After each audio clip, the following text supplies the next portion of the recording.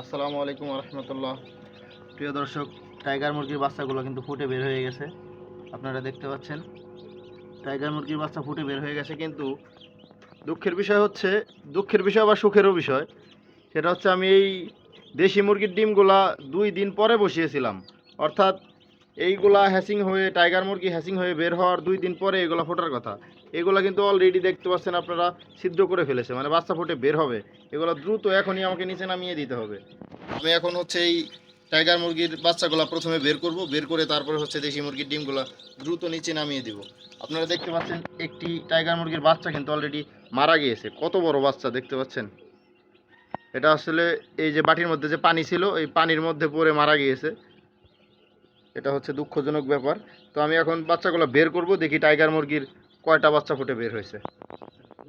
প্রিয় দর্শক, এইখানে 29 পিস বাচ্চা আছে আর একটি মারা গিয়েছে। মোট 30 পিস বাচ্চা ফুটে বের হয়েছে। আরও কিছু ডিম ওইখানে আছে, ওগুলো এখনও ফুটে বের হয়নি, বের হবে ইনশাল্লাহ। আমি এখন দেশি মুরগির ডিমগুলো নিচে নামিয়ে দিব। দেশি মুরগির ডিমগুলো হ্যাচিংয়ের জন্য নিচে নামিয়ে দেওয়া হয়েছে। আমি এখন এই টাইগার মুরগির বাচ্চাগুলো ব্রুডিং সেটআপে নিয়ে যাব। যদিও এখন তাড়াহুড়ার সময়, এখন আমি আসলে কোয়েল পাখির সাথেই আমাকে ব্রুডিং করতে হবে। আদারওয়াইজ আপাতত ব্রুডিং সেটআপ বানানো নেই, এই জন্য একটু ঝামেলা হয়ে যাচ্ছে। আলাদা করতে পারলেই সব থেকে বেশি বেটার হতো।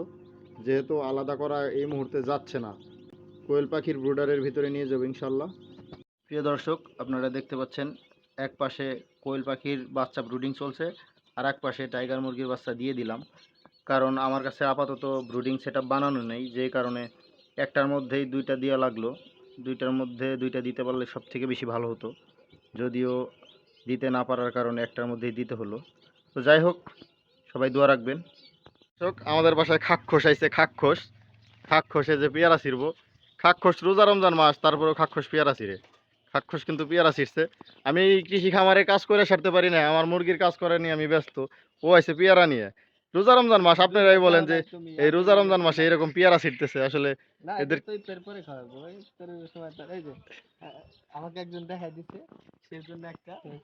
ও মানে ভাগে যোগে দুইজনে দুইটা, আমি আমার ভাগ কই। না না, গাছের গোলা ছোট। এ এরকম নজর দিলে হইব না বড়। না না না না, এরকম নজর দিয়ে যাও না।